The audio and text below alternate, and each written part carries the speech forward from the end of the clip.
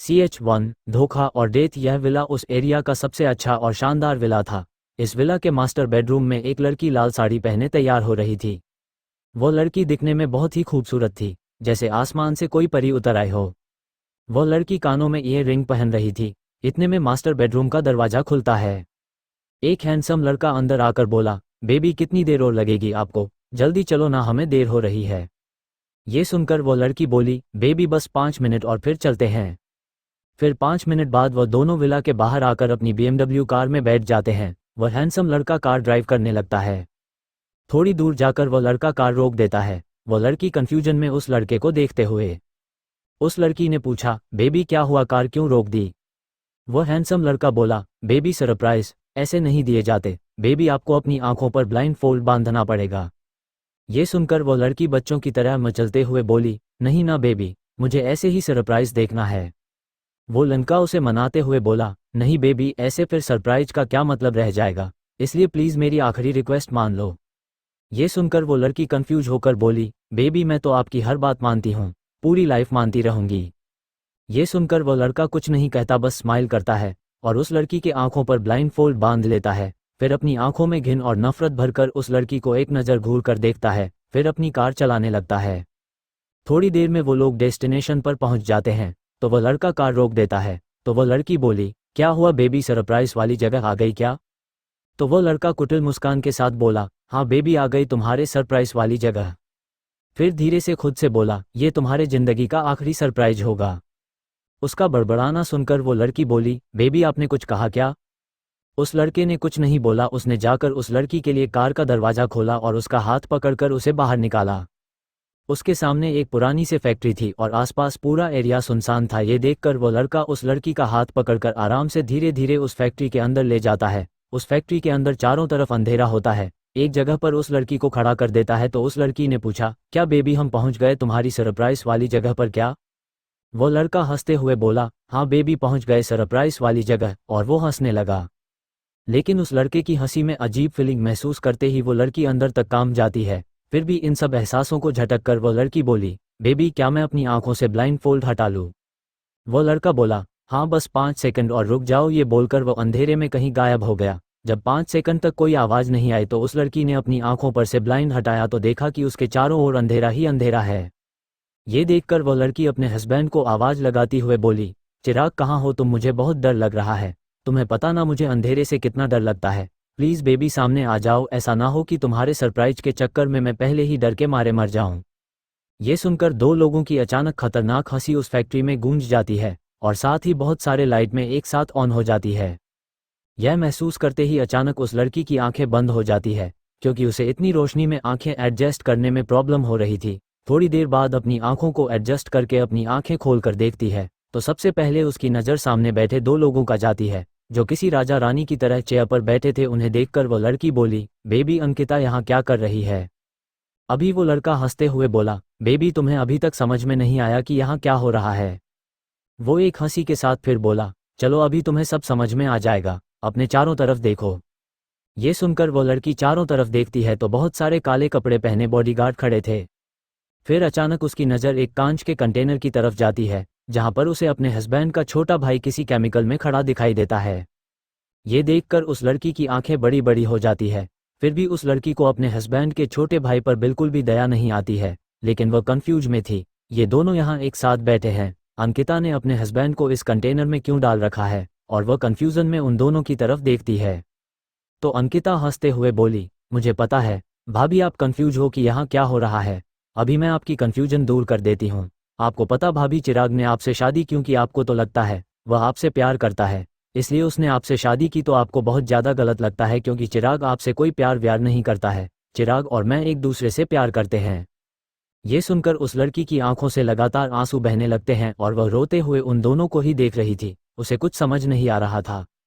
अंकिता बोली, चलो मैं आपकी यह कन्फ्यूजन भी दूर कर देती हूँ। नमित और मेरी शादी का क्या राज है? तो आपको आज मैं शुरू से सारी बातें बताती हूँ भाभी। वह क्या है ना, चिराग और नमित के दादाजी ने एक विल बनाई थी कि जो भी लड़का आपसे शादी करेगा वही उनकी जायदाद का उत्तराधिकारी होगा। इसलिए चिराग ने आपसे शादी की और मेरी और नमित की शादी की बात तो मैंने नमित के नाना जी की जायदाद पाने के लिए नामित से शादी की और अंडरवर्ल्ड के डॉन को नमित के रिसर्च चाहिए थी। आपको नहीं पता भाभी, लेकिन नमित जैसा दिखता है वैसा नहीं। आपने उसे चश्मिश और चंपू समझ के रिजेक्ट कर दिया था, पर वह इस देश का सबसे बड़ा साइंटिस्ट है और नमित नासा के लिए काम करता है। इसने एक ऐसा फॉर्मूला बनाया है जो किसी भी देश को तबाह कर सकता है और आसमान तक भी पहुंचा सकता है। उस रिसर्च को पाने के लिए और नमित की जायदाद को पाने के लिए मैंने नमित से शादी की है। चिराग भी हंसते हुए उस लड़की यामी के चारों ओर चक्कर लगाते हुए बोला, बेबी तुम इस निमित से इतनी नफरत क्यों करती हो, और तुम्हें पता है यह नमित तुमसे कितना प्यार करता है। चलो मैं बताता हूँ, तुम भी पहले नमित की दोस्त थी। नमित तुमसे बचपन से ही प्यार करता है, और रही बात तुम्हारे नफरत के कारण की, तो वो सब मैंने ही किया था। उस दिन कॉलेज की पार्टी में मैंने ही तुमको ड्रग्स दिया था और मैं ही तुम्हारे साथ सेक्स करके अपना बनाना चाहता था। फिर तुम आसानी से मुझसे शादी कर लेती, लेकिन अचानक ही नामित पता नहीं कहाँ से तुमको बचाने आ गया और मुझे बुरी तरह मारने लगा। लेकिन अंकिता ने पीछे से आकर नमित के सिर पर वार कर दिया और मुझे बचा लिया। फिर अंकिता ने ही यह प्लान बनाया था तुम्हारे मन में नमित के लिए नफरत पैदा करने के लिए, इसीलिए हम दोनों ने तुम्हारे कपड़े और फाड़ दिए और नमित को तुम्हारे पास लेटा दिया, और फिर अगली सुबह तुमने नमित को अपना बलात्कार करने वाला समझ लिया था। ये सुनकर रोते हुए यामी नमित को देखने लगती है। वह अपने मन में नमित से माफ़ी मांगते हुए बोली, मुझे माफ़ कर दो नमित, मैं इतने बड़ी साजिश का शिकार हो गई और मैंने अपने बचपन के दोस्त पर विश्वास नहीं किया, इन लोगों पर विश्वास किया। मैं बहुत ज़्यादा शर्मिंदा हूँ नमित, प्लीज़ मुझे माफ़ कर दो। ये सुनकर अंकिता चिराग की तरफ देखकर बोली, डार्लिंग अब छोड़ो भी इसे, देखो कितने प्यार से नमित को देख रही है। इन दोनों को नर्क भेज देते हैं, फिर वहाँ पर दोनों रोमांस करेंगे। यहाँ पर हम दोनों मिलकर उनकी जायदाद पर एक और रोमांस दोनों करेंगे। अंकिता की बात सुनकर चिराग बॉडीगार्ड को इशारा करता है और बॉडीगार्ड यामी को भी कांच के कंटेनर में डाल देते हैं। चिराग और अंकिता यामी की तरफ देखकर बोलते हैं, यह निमित बहुत ज़्यादा ट्रेंड फाइटर था, इसीलिए इसे हमें पहले मारना पड़ा। और एक बात तो बताना हम भूल ही गए कि हमने तुझे पहले भी मारने की कोशिश की है। हमने तुम्हें बहुत सारे एक्सीडेंट्स ने मारने की कोशिश की, पर हर बार नमित के बॉडीगार्ड तुम्हें बचा लेते थे। उस कांच के कंटेनर में मौजूद केमिकल का रिएक्शन पाने के लिए उसका के कंटेनर में दूसरा केमिकल डालने लगते हैं, जिससे नमित और यामी की बॉडी डिस्ट्रॉय होने लगती है। यामी नमित की तरफ देखकर प्यार से बोली, नमित आई एम सॉरी, मुझे पता है कि मैं आज तुमको और मुझे दोनों को ही नहीं बचा सकती, लेकिन अगर भगवान ने मुझे दूसरा मौका दिया तो। फिर अपनी आंखों में नफरत भरकर अंकिता और चिराग की तरफ देखते हुए बोली, हम दोनों को इस अंत तक पहुंचाने वाले लोगों को हमसे भी बुरी मौत दूंगी और तुम्हारे प्यार को जिंदगी भर अपने सिर और आंखों पर सहेज कर रखूंगी। ये बोलकर वह अपने डिस्ट्रॉय होते हाथ को बढ़ाकर नमित हाथ पकड़ लेती है, फिर अपनी आंखें बंद कर लेती है और भगवान से बोली, भगवान अगर आपने मुझे और नमित को दूसरा मौका दिया तो मैं आपके वजूद को मान जाऊंगी। यह बोलकर अपनी आंखें बंद कर लेती है और यामी और अमित की बॉडी पूरी तरह डिस्ट्रॉय हो जाती है। उधर उन दोनों की बॉडी को डिस्ट्रॉय होते ही अंकिता और चिराग एक दूसरे को किस करने लगते हैं। CH2 यामी का पुनर्जन्म सिटी हॉस्पिटल बेंगलुरु। हॉस्पिटल में वार्ड में बेड पर एक 17 साल की लड़की सो रही थी। उसका दूध सा गोरा रंग, लंबी लंबी पलकें, ब्राउन लंबे बाल बेड पर बिखरे हुए थे। उस लड़की के चेहरा थोड़ा पीला दिख रहा था। उसके चेहरे पर जो चमक होनी चाहिए वह चमक नहीं थी, जैसे इस लड़की के शरीर से किसी ने बहुत सारा खून निकाल लिया हो। इस तरह वो लड़की पूरी पीली दिख रही थी। उस लड़की ने अचानक अपनी आंखें फड़फड़ाने शुरू कर दी, जैसे वो अपनी आंखें खोलने वाली हो। फिर अचानक उस लड़की के चेहरे पर डर और घबराहट दिखने लगी और नमित नाम चिल्लाते हुए उठकर बैठ गई। उसने इधर उधर अपनी नज़रें घुमा ही थी कि इतने में ही वार्ड का दरवाज़ा खुला और 2 लड़के 3 लड़कियां वार्ड में एंटर होते हैं। उनके साथ अधेड़ उम्र के कपल और एक लड़का भी एंटर करता है। उन लोगों को देखकर वह लड़की हैरान हो गई। फिर उसने अपने मन में कहा, मेरी और नमित की मौत हो गई थी तो फिर क्या मैं सपना देख रही हूँ। अचानक वो इधर उधर देखने लगती है तो उसे ये जगह जानी पहचानी लगती है। अचानक उसे याद आता है कि यह तो उस टाइम की बात है जब वो जंगल में कैंपेन के लिए गई थी तो उसे स्नैक ने काट लिया था।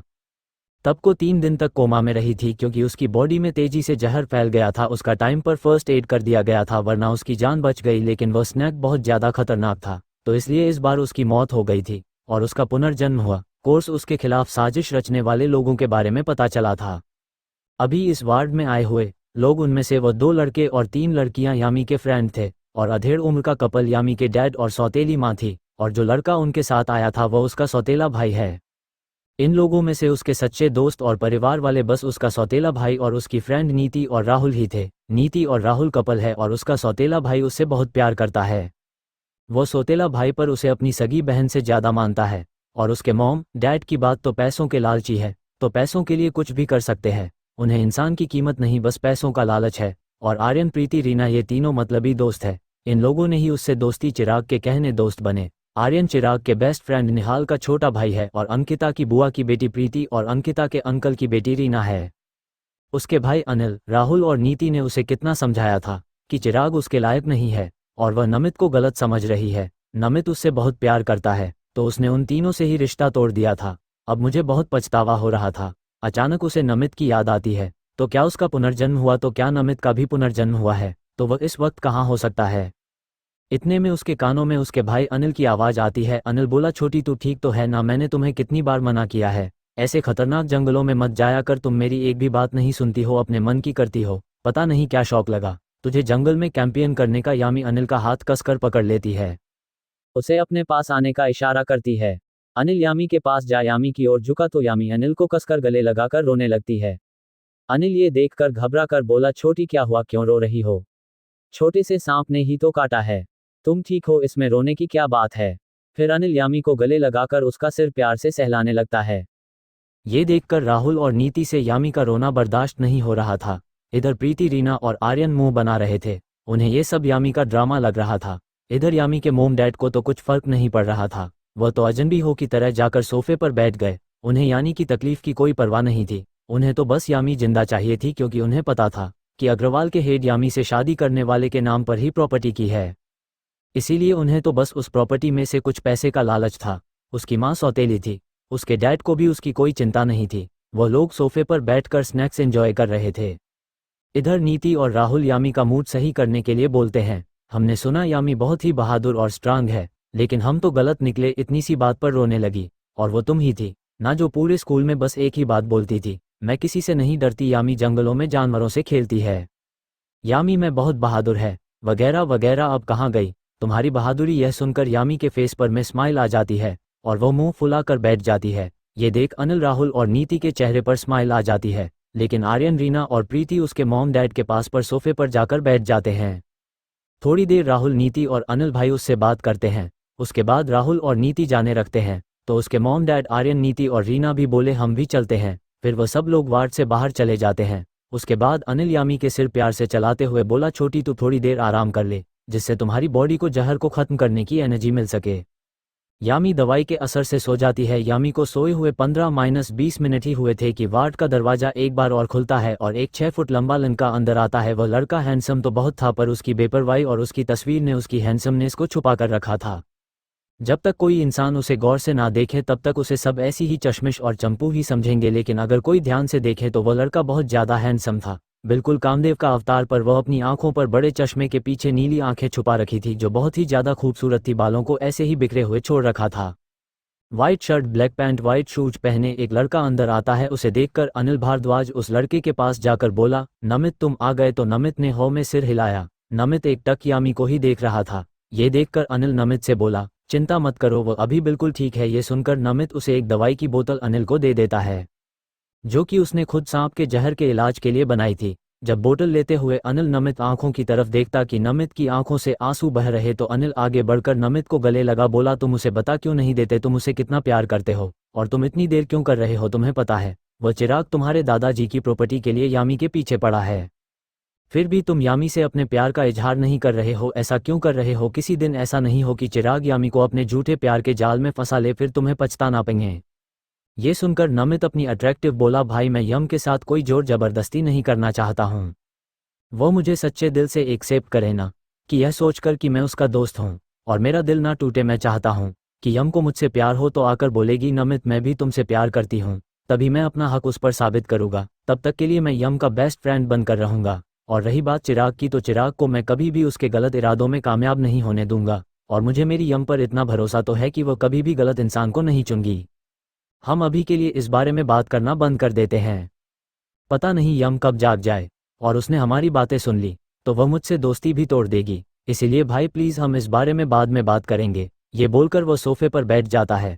इधर यामी जब से नमित वार्ड में आया था तभी से जगी हुई थी। उसने नमित और अनिल की सारी बातें सुनी थी। ये सब बातें सुनकर यामी को बहुत ज़्यादा गिल्ट फील हो रहा था। नमित उस पर इतना भरोसा करता था कि वह सही फैसला लेगी, लेकिन उसने पिछले जन्म में पता नहीं कितने बड़े बड़े फैसले लिए थे और अंत में खुद की और नमित की मौत का कारण बनी थी। इधर यामी थोड़ी देर और सोने का नाटक करती है, फिर धीरे धीरे अपनी आंखें खोलकर ऐसे नाटक करती है जैसे उसे पता ही नहीं वार्ड में कौन आया है। फिर यामी धीरे से बोली, भाई पानी दीजिए। यामी की आवाज़ सुनकर और अनिल जल्दी से भागकर यामी के पास आते हैं। उन अमित पानी का गिलास दिवाकर यामी की तरफ करता है। कोई आमी सरप्राइज होने का नाटक करते हैं। यामी बोली, नम तुम भी मुझसे मिलने आए हो, मेरे लिए मेरी फेवरेट चॉकलेट लाए हो ना, या ऐसे ही बिना मुंह धोए आ गए? अगर ऐसे आए हो ना, यही से जूते मार मार कर बाहर निकाल दूंगी। ओके, मुझे अपनी भी परवाह नहीं है, पहले मेरी चॉकलेट दो मुझे। ये सुनकर नमित स्माइल करता है और अपनी पैंट की पॉकेट से एक बड़ी सी चॉकलेट निकालकर यामी को दे देता है। तभी वार्ड का गेट खुलता है और तीखी आवाज़ आती है, यह मुंह धोने के बाद भी चंपू ही दिखेगा। ये सुनकर यामी को बहुत होता है, उसके यहाँ के गुस्से से लाल हो जाती है। वही अमित का चेहरा ही उतर जाता है। अनिल को पर बहुत गुस्सा आ रहा था। CH3 यामी ने चिराग की बेइज्जती। वार्ड के गेट के खुले की आवाज़ आती है और उसके साथ ही एक हैंडसम लड़का अंदर आते हुए बोला, ये कितना भी पानी वेस्ट कर दे दिखेगा तो हमेशा चंपू ही पानी, इसकी शक्ल सूरत तो ठीक नहीं कर सकता ना। ये कड़वी बातें बोलने वाला और कोई नहीं, चिराग अग्रवाल है, नमित का सौतेला बड़ा भाई। इसकी मॉम नमित और चिराग के डैड को छोड़कर किसी और आदमी के साथ भाग गई थी। फिर नमित के दादाजी ने विक्रम अग्रवाल की शादी नमित की मां, जो कि एक शाही खानदान से आती थी, सुमित्रा ठाकुर से करवा दी। नमित विक्रम और सुमित्रा का बेटा है। चिराग की मोम को चिराग को इस तरह छोड़ जाने की वजह से वह परिवार में सबसे लाडला है और नमित की मां भी चिराग को ही ज़्यादा इंपॉर्टेंस देती है, नमित की तरफ ध्यान भी नहीं देती है। जब भी कोई चीज़ नमित के पास होती है और अगर वह चिराग को पसंद आ जाए तो नमित की मां वो हर चीज़ नमित से लेकर हमेशा चिराग को दे देती है। नमित की मां सुमित्रा जी का हमेशा यही कहना होता है कि चिराग के पास उसकी मां नहीं है, तुम्हारे पास तो सब कुछ है और चिराग तुम्हारा बड़ा भाई है, तुम अपने बड़े भाई को ये चीज़ भी नहीं दे सकते क्या? चिराग को यहाँ देखकर और चिराग की बातें सुनकर अमित का चेहरा ही उतर जाता है, क्योंकि उसे पता है कि उसके लिए बोलने वाला कोई नहीं है और अगर उसने चिराग को कुछ भी उल्टा सीधा जवाब दिया तो वह जाकर उसकी लंबा और डेढ़ प्ले उसके खिलाफ झूठी शिकायतें कर देख लो, फिर उसे सजा मिलेगी। इसीलिए वह कुछ नहीं बोलता और चुपचाप सोफे पर गर्दन झुकाकर बैठ अपने फ़ोन में ईमेल्स वगैरह चेक करने लगता है, क्योंकि नमित इतनी सी उम्र में ही बहुत काबिल था।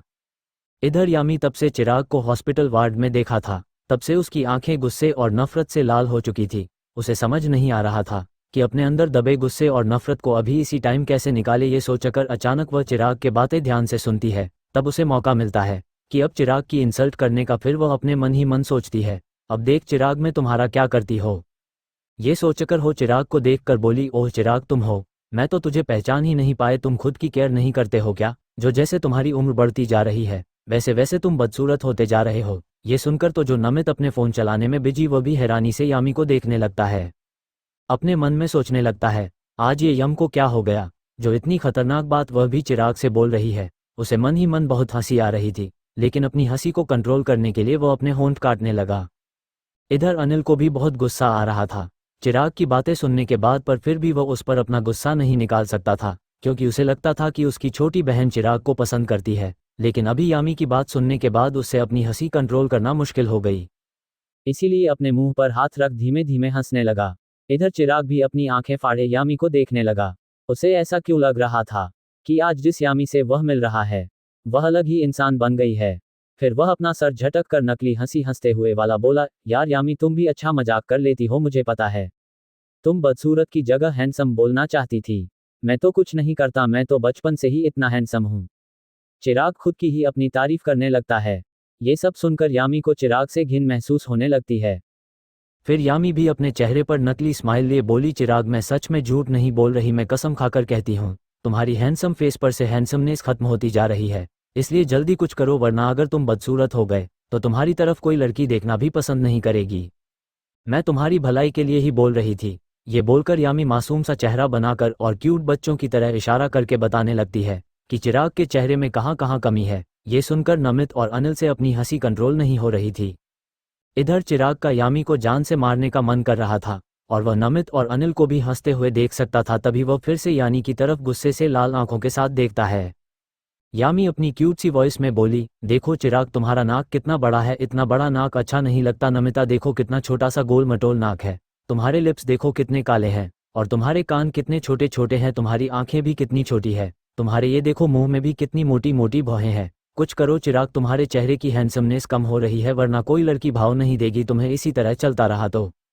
इधर चिराग को यामी, नमित और अनिल भैया तीनों पर बहुत गुस्सा आ रहा था, क्योंकि उसे अपने हैंडसम चेहरे पर बहुत घमंड था। लेकिन आज यामी उसकी सबके सामने बेइज्जती कर रही थी, खासकर इस लुजर नमित के सामने वह चिराग को बिल्कुल भी बर्दाश्त नहीं हो रहा था।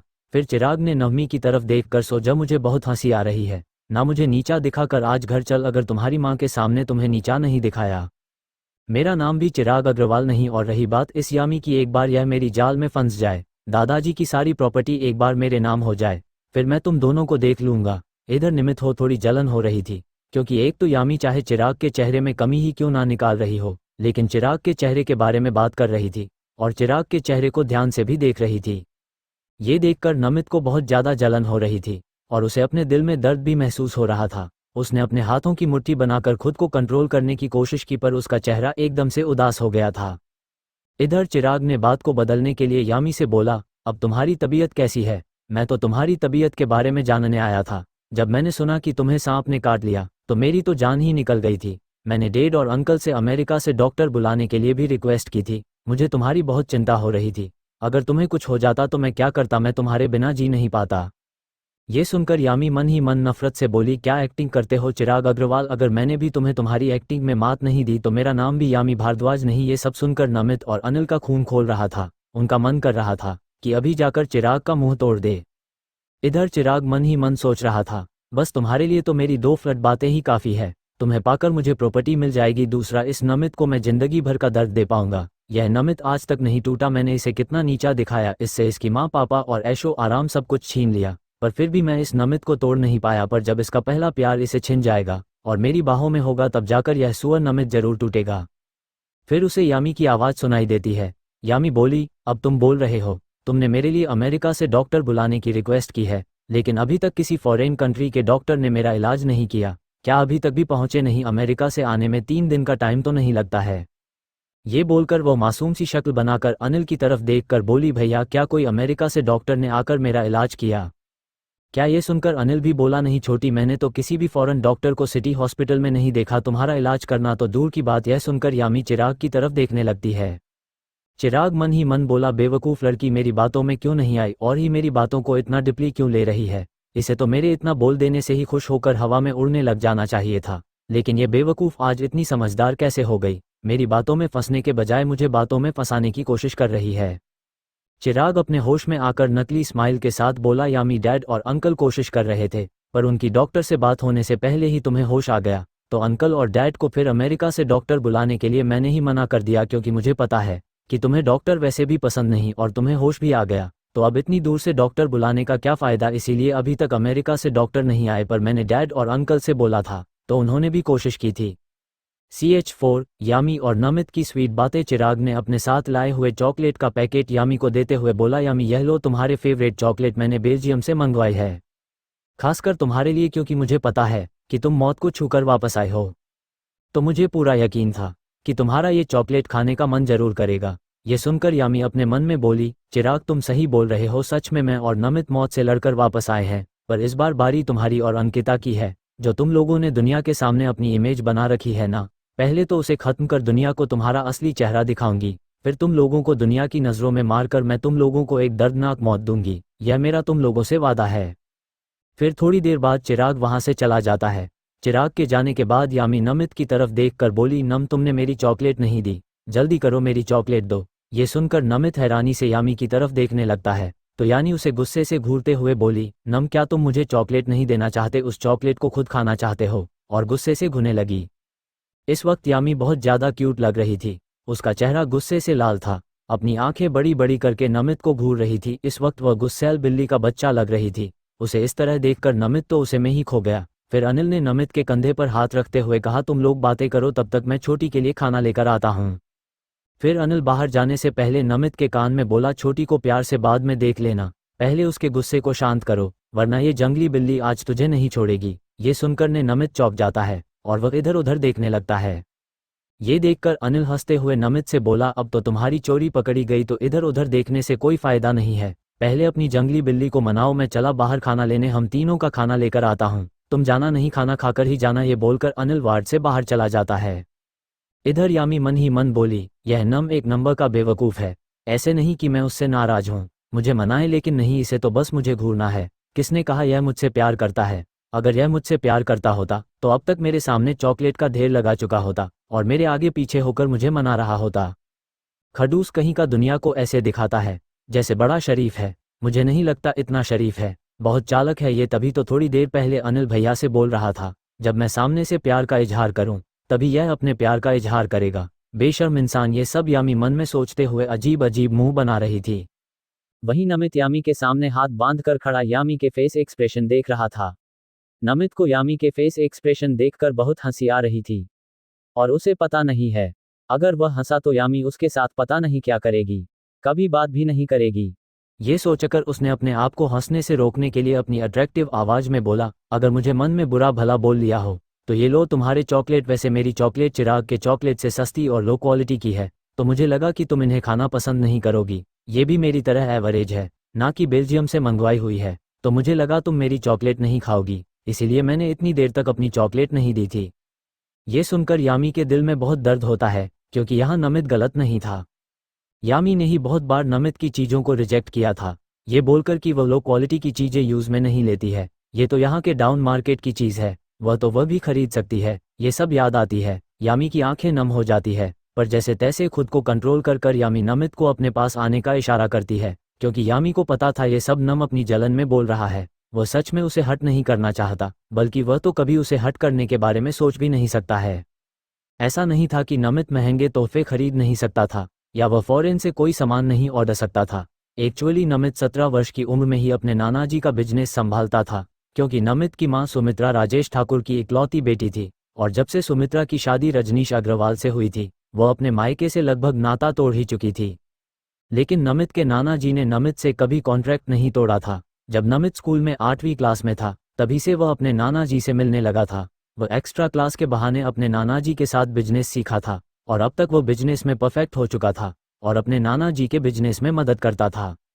यामी के अपने पास बुलाने से नमित यामी के पास जाकर बैठ जाता है। फिर यामी ने कुछ देर नमित को ध्यान से देखती है तो नमित के काले सिल्की बाल थे, एक परफेक्ट साइज का चेहरा था। नमित की चश्मे के पीछे छुपी नीले कलर की आंखें सबसे ज्यादा खूबसूरत थी। नमित के चेहरे को उसकी आंखें ही कम्प्लीमेंट देती थी। छोटा सा सुंदर सा नाक, पिंक लिप्स और एक खूबसूरत एडम था। कुल मिलाकर वह स्वर्ग आया देवदूत लग रहा था। लेकिन उसके फैशन सेंस की वजह से उसकी सारी खूबसूरती छुपी हुई थी। वहीं अमित यामी को खुद को इस तरह देखते पाकर नमित के कान शर्म से लाल हो गए। यामी ने इस बात पर ध्यान नहीं दिया। फिर यामी आगे बढ़कर नमित हक कर लेती है। ये देखकर नमित हैरान हो जाता है। जब नमित अपनी हैरानी में था तभी उसे यामी की आवाज़ सुनाई देती है। यामी बोली, मुझे माफ़ कर दो, मैंने तुम्हारा दिल बहुत बार दुखाया है। मैंने कभी तुम्हें समझा नहीं। मुझे पता है तुमने आज तक जो कुछ भी किया है वो सब मेरे भले के लिए ही किया है, पर मैं तुम्हारी इंटेंशन देख नहीं पाई और घमंड में और दिखावे के चक्कर में गलती चली गई। मुझे माफ़ कर दो। तुम आज से एक नई यामी से मिलोगे। मैं तुमसे वादा करती हूँ कि मैं कभी भी किसी को नीचा नहीं दिखाऊंगी और मेरे पास जो है उसमें खुश रहूंगी। यामी की बातें सुनकर नमित भी उसे हक कर लेता है और उसका सिर हल्के हल्के से सहलाने लगता है। फिर नमित बोला, यम मुझे पता है तुम दिल से बुरी नहीं हो। तुम दुनिया की बातों में आकर दिखावा करना, जो हमें नहीं चाहिए वह चीज़ पाने की कोशिश करने लगी हो, जिस वजह से दूसरे लोग इसी बात का फ़ायदा उठाकर तुम्हारे हमदर्द और दोस्त बने बैठे हैं, जो बस मतलबी इंसान है और कुछ नहीं। वह वक्त आने पर तुम्हें धोखा दे देंगे। यामी को पता है कि नमित किस ओर इशारा कर रहा है, क्योंकि नमित जानता है कि आर्यन, प्रीति, रीना और चिराग ये लोग बस उसके साथ अपना मतलब पूरा करने के लिए है कि उसे अपने पैरों के नीचे रौंद देंगे। यामी नमित की बात का मतलब समझते हुए यामी बोली, नम मैं तुमसे वादा करती हूँ कि अब ये यामी किसी भी गलत इंसान पर विश्वास नहीं करेगी और जो मेरी परवाह करते हैं, जो मेरे बारे में सोचते हैं, बस उन्हीं की परवाह करूँगी। अब मैं पढ़ाई पर पूरा ध्यान दूंगी और अपना करियर बनाऊंगी। अब मैं दूसरों की कोई परवाह नहीं करूँगी, अपने करियर पर फोकस करूँगी। फिर यामी अपने मन में सोचा, अपनी पढ़ाई कंप्लीट करके मुझे तुम्हारे लेवल तक अपने करियर को बनाना है, आगे चलकर तुमसे कंधे से कंधा मिलाकर चल पाओ। कोई यह ना कहे नमित इतना काबिल है, नमित की पत्नी नमित के काबिल नहीं है। ये सोचकर यामी शर्म आने लगती है। उसके घर हल्के हल्के लाल हो जाते हैं। ये सुनकर नमित उसे अपने चेस्ट अलग करके यामी का चेहरा अपने हाथों में भरकर यामी के फोरहेड पर किस करता है। उसे महसूस करते हुए यामी अपनी आंखें बंद कर लेती है। एक्चुअली पहले जब नमित और यामी बहुत अच्छे दोस्त हुआ करते थे तो किसी भी बात के लिए नमित यामी को मोटिवेट करने के बाद जब भी यामी उसकी बात को समझ जाती थी तो नमित हमेशा उसके फोरहेड पर किस करता था। इसलिए ये किस नमित और यामी के लिए पुरानी दोस्ती की नई शुरुआत थी। नमित यामी को फिर से हक कर लेता है। इतने में ही वार्ड का दरवाजा खुलता है और अनिल ने नमित को यामी को हक करते हुए देखता है तो उसे अपने दिल में एक सुकून महसूस होता है और उसके फेस पर स्माइल आ जाती है। वह हल्के से खांसने लगा तो यामी अनिल को चिढ़ाने के लिए बोली, भाई हम लोग यहाँ पर रोमांच नहीं कर रहे हैं, जो आप हंसने लगी, हमने बस एक नॉर्मल हक किया है। ये सुनकर नमित के कान फिर से लाल हो जाते हैं, लेकिन हमारी यामी तो ठहरी बहुत बंगाई बेशर्म इंसान नमित को एक आंख मार देती है, जिसे देखते ही नमित इधर उधर देखने लगता है। वही अनिल धीरे से बंगाया बेशर्म कहीं कि ये दुनिया की सबसे बड़ी बेशर्म लड़की है, जिसे ये भी शर्म नहीं आ रही थी अपने दोस्त और भाई के सामने क्या बोल रही है। अनिल का बड़बड़ाना नमित और यामी दोनों सुन लेते हैं, क्योंकि अनिल ने गलती से थोड़ा जोर से बोल दिया था। तो नमित घूरकर अनिल को देखने लगता है। वही यामी बोली, भाई तो मैंने कौन सा गलत बोल दिया जो बेशर्म हो गई? आप भी तो हमें रोमांस करने वाला समझकर अपने होने का एहसास करा रहे थे, तो मुझसे बड़े बेशर्म इंसान तो आप हो। इधर दोनों भाई बहनों की बातें सुनकर नमित अपने मन ही मन बोला, मैं कहाँ इन दोनों भाई बहन के बीच फंस गया। भाई बहन से बढ़कर है, बहन भाई से बढ़कर है। तभी अनिल को कुछ याद आता है, तो वह बोला, मुझे ऑफिस से फ़ोन आया है, तो कुछ ज़रूरी काम है, तो मुझे जाना होगा। मुझे नहीं लगता कि मॉम डैड यामी का ख्याल रखने यहाँ आएंगे, इसलिए नमित क्या तुम छोटी के पास रुक सकते हो क्या? CH5 नमित और यामी ने साथ में खाना खाया। अनिल के ऑफिस में काम वाली बात सुनकर नमित बोला, भाई अगर आपको काम है आप जा सकते हो, मैं यामी के पास रुक जाऊंगा। फिर अनिल खाना लाकर कॉफ़ी टेबल पर लगा देता है और नमित से बोला, नमित तुम यामी को खाना खिला देना और तुम भी खा लेना, मुझे जल्दी खाना खाकर जल्दी निकलना होगा। तभी यामी को याद आता है कि पिछली बार जब नमित यामी से मिलने आया था तो यामी ने जानबूझकर नमित को इग्नोर किया था, क्योंकि नमित की अपीयरेंस अच्छी नहीं थी। दूसरी नमित चॉकलेट लेकर आया था, वह भी सस्ती थी। इतने में चिराग यामी से मिलने आ गया था। इस बार तरह बेल्जियम की चॉकलेट लेकर आया। दिखावे और चिराग को इम्प्रेस करने के चक्कर में यामी ने नमित की बहुत इंसल्ट करती है। फिर जब यामी चिराग को नमित पर हंसते हुए देखती है तो फिर चिराग को और खुश करने के लिए यामी ने नमित से कहा, तुम जैसे चंपू आकर मेरी इमेज ही खराब कर रहे हो, या इसीलिए मैं तुमसे विनती करती हूँ कि यहाँ रहकर हम सबके पर्सनैलिटी पर दाग मत लगाओ। इससे नमित इतना हट हुआ, वो उसी टाइम उठकर वार्ड से बाहर चला गया। अनिल ने उसे रोकने की भी कोशिश की और यामी को गुस्से से भी देखा, पर यामी ने अनिल को इग्नोर करके चिराग से बातें करने लगी थी। ये सब याद आती है, यानी के दिल में बहुत दर्द होता है। उसकी आंखों से आंसू निकलने को तैयार थे। फिर यामी ने ये सब सर से झटक कर अपने आंसुओं को जैसे तैसे काबू करके नॉर्मल हो गई। नमित अनिल की बात सुनकर बोला, भाई आप आराम से खाना खाकर जाओ, मैं यामी को खाना खिला दूंगा। फिर खाने की 2 प्लेट लेकर नमित उनमें खाना डालने ही वाला था, तभी यामी बोली, हम दोनों साथ में खाने वाले हैं तो एक ही प्लेट में खा लेते हैं ना। ये सुनकर नमित और अनिल दोनों हैरानी से यामी की तरफ देखने लगते हैं, क्योंकि यामी आज तक किसी के साथ खाना नहीं खाती थी, क्योंकि उसे हाइजीन प्रॉब्लम थी। पर वह आज नमित के साथ खाने के लिए तैयार हो गई। यामी देखती है उसका भाई और नमित उसे किस तरह देख रहे हैं, तो यामी ने कैजुअली जवाब दिया, भाई नमित मेरा बेस्ट फ्रेंड है तो मैं उसके साथ खाना खा सकती हूँ, मुझे पता है ये भी हाइजीन का बहुत ख्याल रखता है। ये सुनकर अनिल के चेहरे पर स्माइल आ जाती है। फिर अनिल ने नमित की तरफ देखा। अमित अभी भी हैरानी से यामी को देख रहा था। ये देखकर अनिल नमित के कान में फुसफुसाता बोला, खा लो, एक प्लेट में खाना, एक साथ खाना खाने से प्यार बढ़ता है। आज यामी ने तुझे खुद मौका दे रही है तो इस मौके को मत जाने दो। और अपनी एक आंख ब्लॉगिंग कर देता है, जिसे देखते ही नमित इधर उधर देखने लगता है। फिर जल्दी से प्लेट में खाना डालकर यामी के पास बेड पर ले जाकर खाने की छोटी सी टेबल सेट करता, उस पर खाना रख यामी के सामने बैठकर अपने हाथों से यामी को खाना खिलाता है। तब तक अनिल अपना खाना खत्म करके बोला, मैं चलता हूँ, तुम दोनों मज़े खाना खाओ, हो रहा है। ये बोलकर अनिल वार्ड से निकल गया। इधर नमित एक बाइट यामी की फेस की तरफ बढ़ाता है तो यामी उसे खा लेती है। जब नमित के हाथ यामी के होठों को छूते हैं, दोनों को एक अजीब सी खुशी सुकून फीलिंग्स महसूस होती है। इधर यामी खाना खाते हैं, नमित को ध्यान से देख रही थी। वह भी समझ रही थी कि नमित इस टाइम क्या महसूस कर रहा है, क्योंकि सेम टाइम यामी भी यह सब महसूस कर पा रही थी। फिर जब नमित दूसरा बाइट यामी के मुंह की तरफ बढ़ाता है तो यामी ने उसका हाथ पकड़कर नमित के मुंह के तरफ बढ़ा देती है। तो नमित बोला, तुम खा लो पहले, फिर मेरा जूठा खाने से तुम भी हाइजीन की प्रॉब्लम होगी। यामी बोली, ओनली तुम्हारा जूठा खाने से मुझे कभी भी हाइजीन की प्रॉब्लम नहीं हो सकती। ये सुनकर नमित अपनी आंखें बड़ी बड़ी कर यामी को देखने लगता है। यानी भी स्माइल करते हुए नमित को देखने लगती है और कुछ देर तक एक दूसरे की आंखों में देखने के बाद जब यामी देखती है कि नमित इतना खो गया है कि ना तो उसको खाना खिला रहा ना ही खुद खा रहा है, वो अपनी एक आंख ब्लॉगिंग कर देती है, जिसे नमित होश में आता है और फिर यामी को खाना खिलाता है, खुद भी खाता है। थोड़ी देर में खाना खत्म होने के बाद नमित यामी को दवाई देता है और सुला देता है।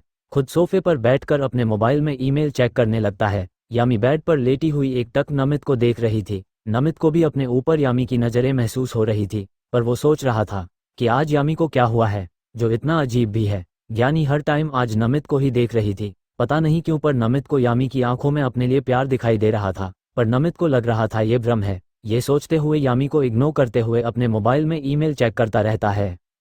थोड़ी देर बाद भी यामी को नींद आ जाती है। वही नमित यामी को देखते हुए सोचता है कि क्या सच में यामी उससे प्यार करने लगी है क्या, इसीलिए उसे बार बार प्यार से देख रही है। फिर नमित खुद से बात करते हुए बोलता है, अगर यामी को मुझसे प्यार हो गया तो फिर मैं यामी का पूरी जिंदगी साथ निभाऊंगा, कभी भी अकेला नहीं छोड़ूंगा। तुम्हें नहीं पता यामी, पर मैंने हमारे लिए क्या क्या किया है। मैंने अपने नाना जी का बिजनेस भी बस तुम्हारी सिक्योरिटी के लिए ही ज्वाइन किया है। मैं अब नासा ज्वाइन करने की भी प्लानिंग बना रहा हूँ, वह भी बस तुम्हारे लिए, क्योंकि नासा में काम करने वाले कर्मचारियों के परिवार को हाई लेवल की सिक्योरिटी प्रदान की जाती है। ये सब मैं तुम्हारे लिए ही करना चाहता हूँ।